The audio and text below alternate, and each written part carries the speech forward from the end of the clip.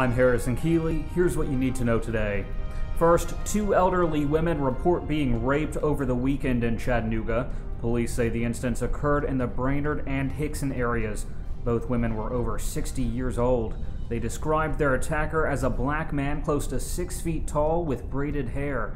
Anyone with information is asked to call the police. Police say a Chattanooga woman killed a man and then tried to burn down his house. 29-year-old Amy Lynn Bates reportedly shot the man in the head in a bedroom on Stuart Street Sunday night. 2 other adults were in the house at the time. One of them used buckets of water to put the fire out and then called 911.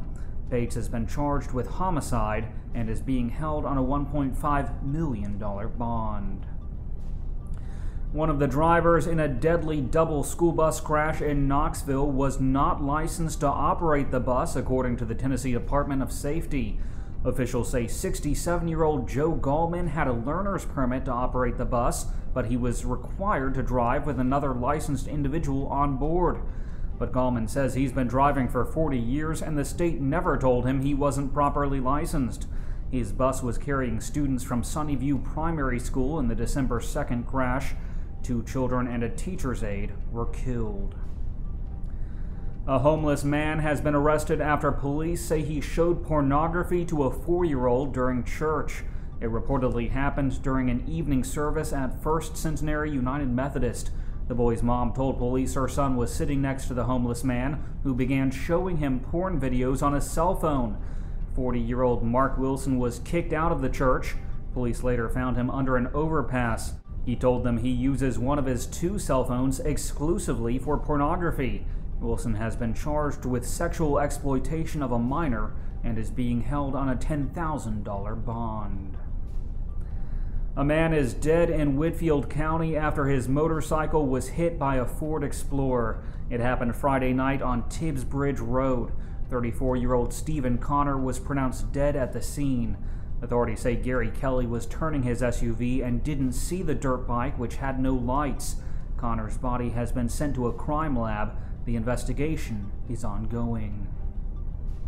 The floor collapsed during a holiday party in Chattanooga Monday night. It happened at the headquarters of the local nonprofit, the Glass House Collective. The fire department says the building had quite a few people inside at the time. Everyone was able to escape safely except for a 9-year-old girl. Officials say she injured her teeth in the fall. An inspector has been called to check the building.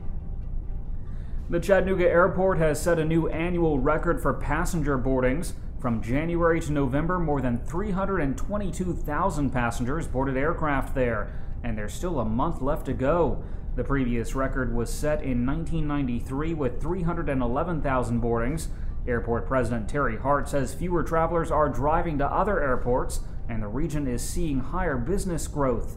All said, there could be 350,000 boardings in Chattanooga by the end of the year. The longtime head of Rock City Gardens has died.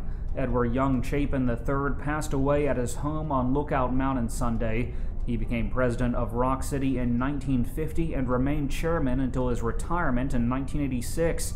He also served as president of the Visitors Bureau, the Chamber of Commerce, the Rotary Club, and United Way.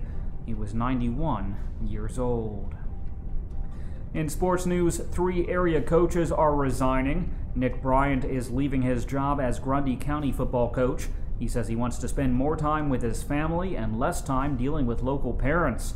Also, Ron Crawford is resigning as head football coach at Cleveland High School after 3 seasons.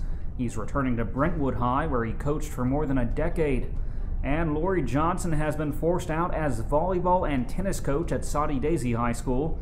The move comes after controversy about the Volleyball Booster Club's record keeping. Finally, a baby girl was born in a strip club parking lot in Nashville. Officials say the mom was in a taxi and had to pull over there when she began giving birth. When the fire department arrived, they found the 31-year-old mom sitting in the taxi with the baby. Now the strip club is trying to reach the family. The manager says he wants to give them $500 and maybe some pink clothes or toys. Turning to weather, today will be cloudy with a high near 52 degrees. The low tonight will be around 37. That's it for today's news. Thanks for being with us.